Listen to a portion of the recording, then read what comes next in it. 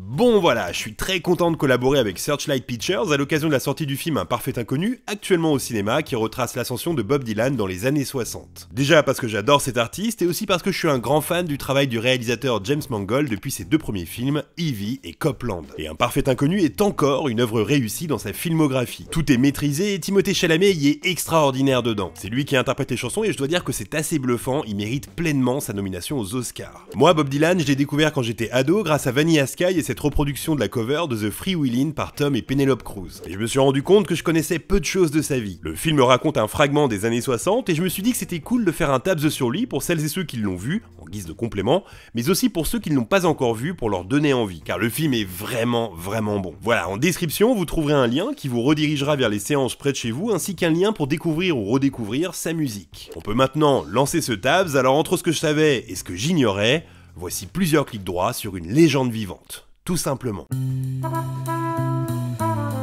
Robert Zimmerman naît le 24 mai 1941 à Duluth dans le Minnesota. Son père, Abbé Zimmerman, est à deux doigts de devenir joueur de basket professionnel avant de voir sa carrière stoppée par la polio. Au final, c'est dans une société pétrolière qu'il exerce. Sa mère, quant à elle, Béatrice Stone, est couturière et à deux, ils offrent au petit Robert une qualité de vie très correcte. Lui qui, déjà très jeune, se passionne pour la musique. À l'âge de 8 ans, il apprend à jouer du piano et 4 ans plus tard, ses parents lui offrent sa première guitare ainsi que son premier harmonica. 12 ans, c'est aussi l'âge des premières idoles. Robert Zimmerman joue déjà en boucle les morceaux de Hank Williams, à des posters de John Lee Hooker, Buddy Holly, Little Richard, et surtout Elvis Presley à qui il voue un culte. Petit bond dans le futur, lorsque le King décédera en 1977, Bob Dylan observera une semaine de silence, ne souhaitant voir personne. Plus tard, il confessera « Si Elvis et Hank Williams n'avaient pas existé, je ne serais jamais devenu qui je suis aujourd'hui ». Mais revenons en 1953, là où il n'est encore que Robert Zimmerman. À l'âge de 13 ans, il part en colo et passe les vacances collé à sa guitare. À tous les enfants qu'il croise là-bas, il répète qu'il deviendra plus tard un grand artiste. C'est durant cette colo qu'il plante la première graine de son destin. Une fois au lycée, Robert Zimmerman commence à jouer avec d'autres personnes. Il fonde avec ses potes son premier groupe, The Golden Chords, et sa toute première prestation en public pose déjà les bases. Il joue devant une centaine d'élèves au lycée avant que sa prestation ne soit coupée en plein milieu par le principal. Raison, un texte trop choquant pour les mœurs de l'époque. Nous sommes en 1959 et sur son yearbook de fin d'année, Robert inscrit « Souhaite rejoindre Little Richard ». La même année, il s'inscrit à l'université du Minnesota afin de suivre des cours de musicologie. Là-bas, il découvre la poésie à travers Rimbaud et la folk à travers Woody Guthrie, qui devient instantanément sa nouvelle idole. Il écoute tout de lui, décortique ses paroles et rejoue ses morceaux à l'infini. C'est aussi l'époque où il se cherche un surnom, et il y en a eu plein. Elston Gunn, Tedham Porterhouse, Blind Boy Grant, Robert Milkwood Thomas, Boo Wilbury, Sergei Petrov ou encore Jack Frost. Mais aucun ne le satisfait vraiment. Peu assidu en classe, il sèche souvent afin de jouer dans des bars de Minneapolis où il récolte 2-3 $ par-ci par-là. C'est aussi l'époque où il commence à écrire ses propres chansons et croyez-le ou non, la toute première est dédiée à Brigitte Bardot. Après quelques mois d'université, il décide d'abandonner définitivement les études afin de se concentrer sur la musique. Il bosse brièvement dans un diner à Fargo, son seul métier connu autre que la chanson, et parvient via un mensonge à devenir un temps le pianiste de Bobby Vee. Il lui avait fait croire qu'il revenait d'une tournée avec le chanteur Conway Twitty, ce qui était évidemment faux. Et vous verrez plus tard qu'un autre mensonge lui permettra d'avancer dans sa carrière. L'année 1961 approche et Robert Zimmerman se trouve enfin un nouveau nom. Robert devient Bob et durant un temps, il pense à s'appeler Bob Dylan, en référence à Matt Dillon, son perso préféré dans la série Gunsmoke. Dylan, c'est aussi le nom de son oncle, alors après quelques jours de réflexion, il modifie légèrement l'orthographe en Dylan. Bob Dylan, ce nouveau nom sera le bon. Le Minnesota devient alors trop petit pour lui, direction New York. Les années 60 à New York sont justement celles qui sont brillamment dépeintes dans Un Parfait Inconnu, l'idée va donc être de compléter ce que le film ne nous dit pas. Une fois arrivé à New York, Bob Dylan a comme possession une guitare et seulement quelques dollars en poche. Et un de ses premiers moves est de rencontrer son idole, Woody Guthrie. Ce dernier est alors malheureusement mal en point puisque souffrant de la maladie de Huntington, maladie qui se traduit par une dégénérescence neurologique. Bob Dylan lui rend alors souvent visite à l'hôpital psychiatrique de Grayston Park et lui joue plusieurs de ses morceaux. À côté de ça, il traîne pas mal à Greenwich Village, quartier bohème dans lequel se se retrouve artiste et militant politique et dort un peu partout, là où ses nouvelles connaissances acceptent de le loger le temps d'une nuit. D'ailleurs, info méga tabzienne, l'acteur Chevy Chase aurait dormi une nuit dans le même lit que lui. C'est ce qu'il a raconté à Norm Macdonald dans son show. Il l'aurait rencontré à une soirée étudiante et aurait accepté qu'il dorme dans sa chambre. Selon ses dires, Bob Dylan a dormi tout habillé et avait l'odeur d'un cendrier humain. C'est d'ailleurs en traînant dans ses soirées étudiantes que Bob Dylan finit par rencontrer son premier grand amour, Susan Rotolo. Et pour survivre, il joue dans plusieurs cafés et prend ce qu'on lui donne, quelques dollars et parfois juste un cheeseburger en guise de salaire. Sauf que le talent est tel qu'il ne tarde pas à se faire repérer. Robert Shelton, critique musical du New York Times, est séduit et conseille à l'impresario Mike Porco de s'occuper de lui. Arrivent alors les premiers contrats pour Bob Dylan. Il joue en première partie de John Lee Hooker, une de ses anciennes idoles, et enregistre pour la première fois en studio. C'est lui qui joue de l'harmonica dans l'album Midnight Special de Harry Belafonte. Bob Dylan est alors repéré par le directeur artistique de la Columbia, John Hammond. Problème, Bob Dylan est alors mineur. C'est là qu'un nouveau mensonge se met en place. Il prétend être orphelin afin de pouvoir signer un contrat lui permettant d'enregistrer un premier album. En 2 après-midi et 6 heures seulement, Bob Dylan réalise son rêve et enregistre seul en studio. L'album est alors composé essentiellement de reprises pour seulement 2 chansons originales. Et hélas, c'est un méga flop. Seulement 5000 copies vendues à travers les États-Unis. Très affecté, il pense un temps à arrêter la musique et chez Columbia, on réfléchit à rompre son contrat. Un héros va alors sortir de l'ombre, Johnny Cash, qui persuade et John Hammond et Bob Dylan de continuer. Dans le même laps de temps, sa copine, Suzanne, doit partir en Italie durant 3 mois pour ses études. Pendant cette absence, il passe ses journées chez elle à écrire et crée alors son premier chef-d'œuvre, le titre Blowing in the Wind. Titre qu'il écrit en 10 minutes seulement, c'est fou. Cette chanson se retrouve alors dans son second album, The Freewheelin' Bob Dylan, sur lequel il pose avec Susan Rotolo, une cover culte et un album culte qui vont complètement changer sa vie. Car cet album fait de lui une véritable star et une figure de la musique folk en seulement quelques mois. What would you call your music? I would call it,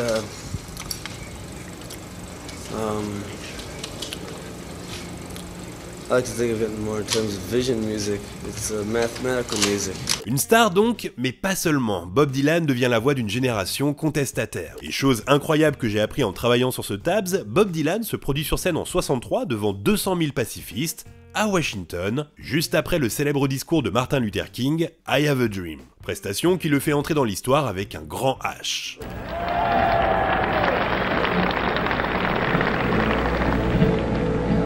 Bullet from the back of a bush took Medgar Evers' blood. His finger finds the trigger to his name.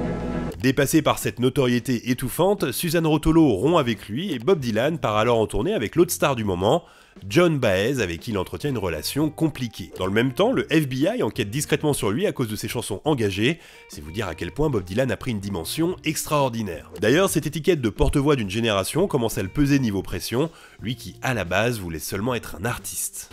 You're considered by many people to be symbolic of the protest movement in the country for the young people.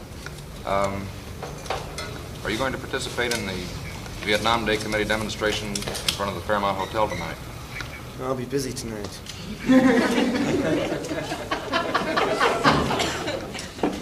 Bob Dylan est alors le roi de la folk aux États-Unis, mais comprend très vite qu'il faut déjà se réinventer. De loin, il voit arriver les Beatles et comprend qu'un vent nouveau souffle. D'ailleurs, sa relation avec les Beatles est très étrange. Il les rencontre pour la première fois en 64 et entretient avec eux une sorte d'amour vache. Je vous conseille cette archive exceptionnelle dans une voiture avec John Lennon, séquence dans laquelle il passe son temps à chercher Lennon, qui lui reste cynique à l'anglaise. I want to go back home. And see a baseball game. Oh yeah, I want to go back home, man. Where I come from, they got baseball games. Baseball games, they got all-night TV. I come from the land of paradise, man. I come from. Sounds great. Really?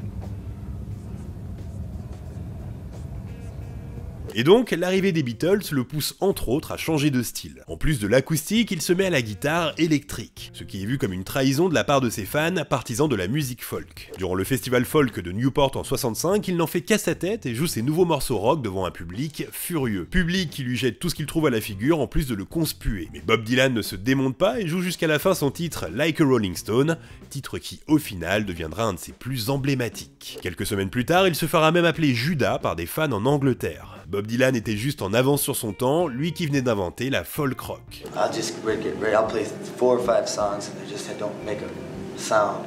I'll just boo. And then Albert will come and go boo. La même année, en 1965, il rencontre la top modèle Sarah Lowndes, avec qui il se marie discrètement et avec qui il vit un temps au fameux Chelsea Hotel. C'est alors à cette période qu'un drame arrive, drame qui va totalement changer sa trajectoire de vie. Alors pour celles et ceux qui ont vu le film, et ce n'est pas un spoil, on voit plusieurs fois Bob Dylan rouler à fond et sans casque sur sa Triumph, nous laissant le sentiment que ça pourrait être dangereux. Et bien au final, ça l'était, car en 1966, il est victime d'un grave et mystérieux accident de la route. Mystérieux car très peu de choses filtrent, on sait juste qu'il est à l'hôpital avec des blessures graves. Et puis durant pratiquement 3 ans, plus rien, plus aucune nouvelle de Bob Dylan. Les plus folles rumeurs font alors surface. Il aurait été kidnappé par la CIA, serait devenu fou ou serait tout simplement mort. Mais rien de tout cela. Suite à cet accident, Bob Dylan décide de se réfugier dans l'anonymat, à la campagne, dans une ferme. Avoir frôlé la mort le change, lui qui décide de revoir ses priorités et de créer une famille. De 66 à 69, il devient papa 4 fois. Et info tabzienne assez folle encore une fois, un de ses fils, Jesse Dylan, n'est autre que le réalisateur de American Pie 3. Je trouve ça trop marrant. Bob Dylan se consacre donc à sa vie de famille et se réjouit de ne plus être poursuivi par des fans en délire. De toute façon, le star system commençait à le peser, il s'était déjà épanché là-dessus par le passé, lui ce qu'il voulait, c'était simplement vivre de la musique. A lot of people start out and they try to be stars. I would imagine, like, however they have to be stars. I mean, I know a lot of those people, you know, and they start out and they go into show business for many reasons to be seen, you know. I started out, you know, like had nothing to do with it when I started. I started from New York City, you know, and there just wasn't any of that around. It just happened. Et en plus de s'occuper de ses enfants avec sa femme, Bob Dylan se trouve une nouvelle passion, la peinture. Il prend des cours à domicile avec un peintre, Norman Rayburn, qui en plus d'être une influence pour lui, le convainc de reprendre la musique. De ces cours résultera un vrai talent de peintre chez Bob Dylan. Apparaissent à l'écran des peintures qu'il a réalisées au cours des dernières années. Perso, je trouve ça magnifique, le talent de ce mec est juste fou en fait. De ses doigts sort toujours quelque chose d'incroyable. En plus de la peinture, Bob Dylan recommence donc à écrire et à jouer de la musique. Il prépare alors un nouvel album en secret et refait une apparition publique, sa toute première depuis presque 3 ans, chez un vieil ami qui l'a aidé à ses débuts et qui l'aide à nouveau puisqu'il apparaît à la télé dans le show de Johnny Cash. Le retour aux affaires.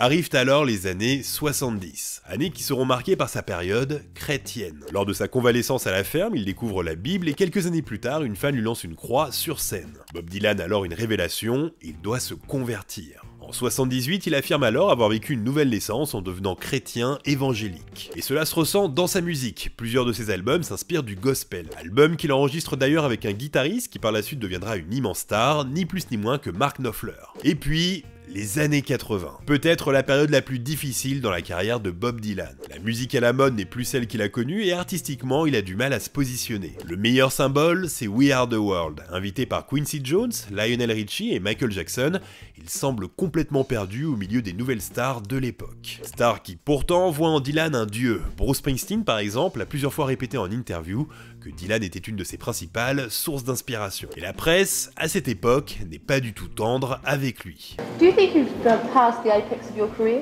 Excuse me? Do you think you've passed the apex of your career? What career?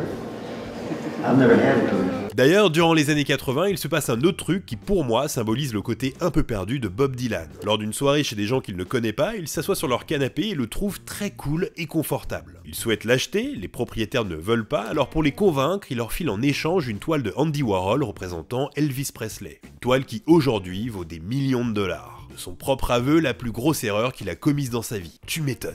En 89, il forme avec George Harrison, Tom Petty, Roy Orbison et Jeff Lynne un super groupe éphémère, les Traveling Wilburys, avant de retrouver définitivement la lumière dans les années 90 en 1997. Cette année-là, son album Time Out of Mind est hyper bien reçu et est vu comme le retour du grand Bob Dylan. Cet album lui permettra de remporter 3 Grammys, dont celui du meilleur album de l'année. Une légende ne meurt jamais. Et depuis ce retour en force, Bob Dylan ne cesse d'être actif. En tout et pour tout, plus de 125 millions d'albums vendus dans sa carrière, ainsi que des centaines de tournées, encore aujourd'hui. J'ajoute à cela un prix Pulitzer, ainsi qu'un prix Nobel de littérature qu'il rechigna à accepter dans le pur style dylanien. Et alors en 2024, à quoi ressemble sa vie de légende vivante? C'est une vie de voyage d'abord, car toujours en tournée donc, mais aussi dans les 17 maisons qu'il possède à travers le monde. Maisons devant lesquelles des fans continuent de se presser pour le rencontrer. So people would actually come to the house?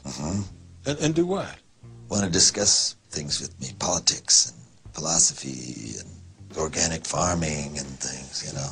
What did you know about organic farming? Nothing. Not a thing. Et ce que j'adore avec Bob Dylan, c'est qu'il est plein de contradictions. C'est une star qui a souvent refusé d'apparaître à la télé, qui a refusé des tonnes d'interviews et qui pourtant a accepté d'apparaître dans l'émission Pawn Star pour signer un disque à Chumlee. Parfois il fait des petites apparitions comme ça que personne n'attend et je trouve ça trop cool. Car lui, la célébrité, il s'en fout. À la base, il n'avait qu'un souhait. What are your own personal hopes for the future and what do you hope to change in the world? Oh, my hopes for the future, to be honest, you know, I don't have any hopes for the future, and I just hope to have enough boots to be able to change them. That's all, really. It doesn't boil down to anything more than that. Et des bottes, il a pu s'en acheter plein. Voilà, on approche de la fin de ce Tabs, et encore une fois, je vous encourage vraiment à aller voir au cinéma Un Parfait Inconnu, car c'est très très réussi. D'ailleurs, plus je repense à ce film, plus je repense à la formidable prestation de Edward Norton qui interprète le chanteur folk Pete Seeger, chanteur que je n'ai pas évoqué dans Tabs. Et c'est là une bonne raison de plus d'aller voir ce formidable film, je vous ai mis tous les liens en description. Et c'est ici que se clôt l'épisode d'aujourd'hui.